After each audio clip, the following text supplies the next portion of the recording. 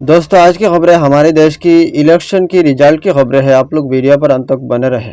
जो राम को लाए हैं हम उनको लाएंगे, यूपी में फिर से हम भगवा लहराएंगे।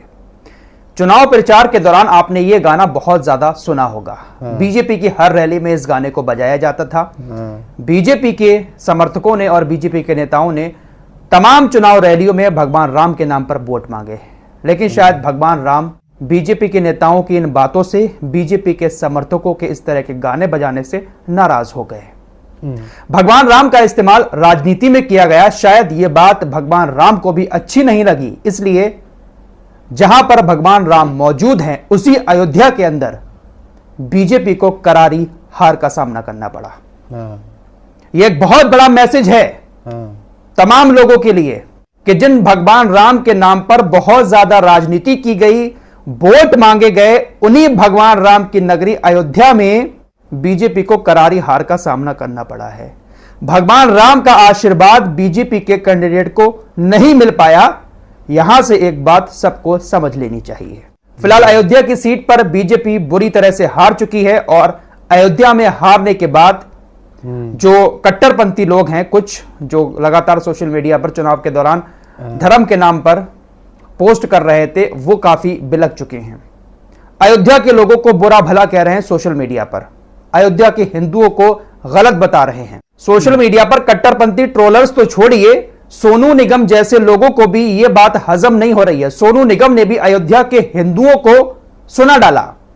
सोनू निगम ट्वीट करता है कि जिस सरकार ने पूरे अयोध्या को चमका दिया, नया एयरपोर्ट दिया, रेलवे स्टेशन दिया, 500 सालों के बाद राम मंदिर बनवाकर दिया, पूरी की पूरी एक टेंपल इकोनॉमी बनाकर दी, उस पार्टी को अयोध्या जी सीट पर संघर्ष करना पड़ रहा है। शर्मनाक है अयोध्या वासियों।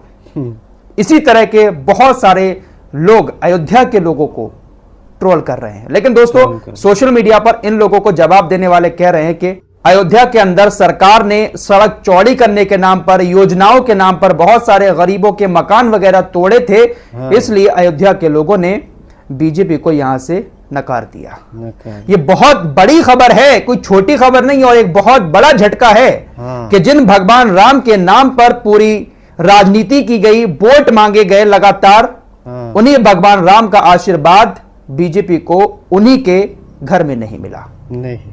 फिलहाल राहुल गांधी की प्रधानमंत्री मोदी जी से ज्यादा बड़ी जीत हुई है। इससे भी आप अंदाजा लगा सकते हैं कि पॉपुलैरिटी इस वक्त किसकी ज्यादा है। उत्तर प्रदेश के अंदर वाराणसी से चुनाव लड़े थे प्रधानमंत्री मोदी, लगभग 1.5 लाख वोटों के आसपास से चुनाव जीते हैं। वहीं दूसरी तरफ राहुल गांधी वायनाड से चुनाव लड़े थे, उसके अलावा रायबरेली से भी चुनाव लड़े थे। दोनों जगह से राहुल गांधी जीत चुके हैं। उत्तर प्रदेश के रायबरेली से राहुल गांधी तकरीबन 3.5 से 4 लाख वोटों से चुनाव जीते हैं। वहीं नरेंद्र मोदी 1.5 लाख वोटों से चुनाव जीते हैं। इससे भी आप पॉपुलैरिटी का अंदाजा लगा सकते हैं कि इस वक्त जनता जो है वो ज्यादातर राहुल गांधी को पसंद कर रही है। अयोध्या के अंदर 80% वोट हिंदुओं का है। हिंदुओं ने वहां पर बीजेपी नरेंद्र मोदी को पसंद नहीं किया। आइए अब चुनावी नतीजों पर बात कर लेते हैं। सीटें अभी भी वहीं पर रुकी हुई हैं। 290 से 92 के बीच में एनडीए अटका हुआ है, 300 पार नहीं कर पा रहा है एनडीए। इंडिया भी 235 से 40 के बीच में ही रहेगा। देश में अब सरकार गठबंधन की ही बनेगी, चाहे वो किसी के साथ किसी का गठबंधन हो।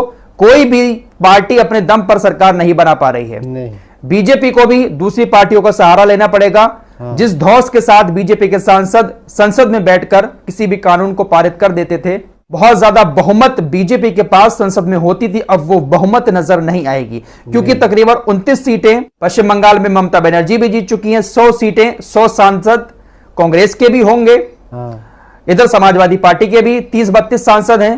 तो विपक्ष भी अब काफी बड़ा नजर आएगा संसद के अंदर। तो अब किसी भी कानून को एकदम से बनाने के लिए जिगरा चाहिए होगा, सबकी सहमति चाहिए होगी। इतनी आसानी से अब सरकार नहीं चलेगी, और सरकार अब जिसकी भी बनेगी वो गठबंधन के साथ ही बनेगी।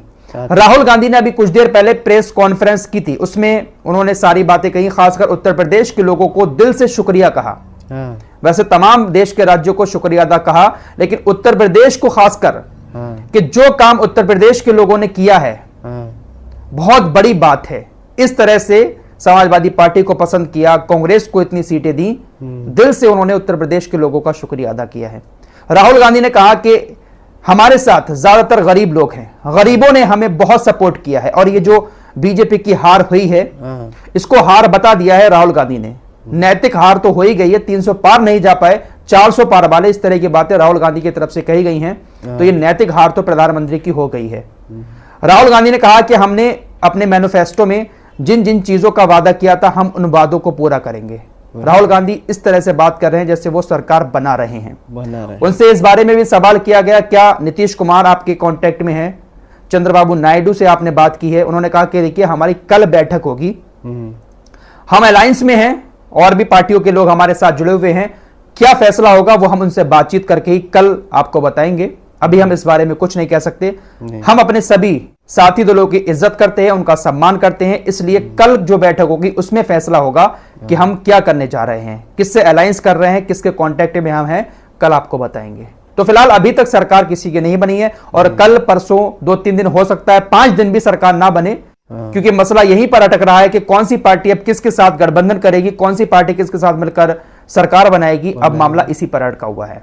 नीतीश कुमार के बारे में बहुत सारी चर्चाएं हो रही हैं, हो सकता है कि नीतीश कुमार इंडिया अलायंस में शामिल हो जाएं, क्योंकि नीतीश कुमार जो हैं बहुत सारी ऐसी चीजें अक्सर उनकी तरफ से आती हैं कि वो नरेंद्र मोदी जी को पसंद नहीं करते हैं। नीतीश कुमार ने एनडीए को छोड़कर जब तेजस्वी यादव के साथ बिहार में सरकार बना ली थी तो बहुत अजीब शजीब बातें बीजेपी के नेताओं की तरफ से कही गई थी, बहुत ज्यादा कुछ नीतीश कुमार के बारे में बोला गया था। तो हो सकता है कि नीतीश कुमार के दिमाग में बहुत सारी चीजें चलती हों और वो इंडिया अलायंस के साथ जुड़ जाएं। अगर नीतीश कुमार, चंद्रबाबू नायडू जैसे लोग इंडिया अलायंस में जुड़कर बीजेपी की सरकार को खत्म कर देते हैं तो ये एक इतिहास बन जाएगा। वैसे चंद्रबाबू नायडू और नीतीश कुमार का इतिहास तो ऐसा है, इतनी आसानी से ये लोग एनडीए के हाथ नहीं आएंगे। बीजेपी को अपने आगे घुटने टिकवा देंगे ये लोग भी, और कोई छोटे मोटे पद नहीं लेंगे ये, क्योंकि इनका रिकॉर्ड पुराना ऐसा रहा है। ये लोग घुटने टेकने पर मजबूर करेंगे सभी लोगों को, और एक अच्छे पद पर ही जाकर किसी को समर्थन देंगे। फिलहाल जो कुछ भी हो, लेकिन बीजेपी, प्रधानमंत्री मोदी, योगी आदित्यनाथ, इन सब का जो जादू था लोगों के ऊपर वो शायद उतर चुका है। सबसे बड़ी बात अयोध्या से सामने आई है।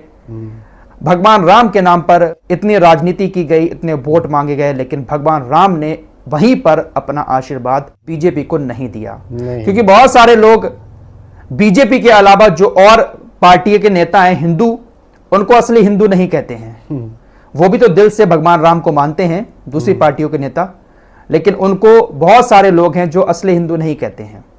लेकिन भगवान राम ने दूसरी पार्टी के नेता को आशीर्वाद दिया, बीजेपी को आशीर्वाद नहीं दिया।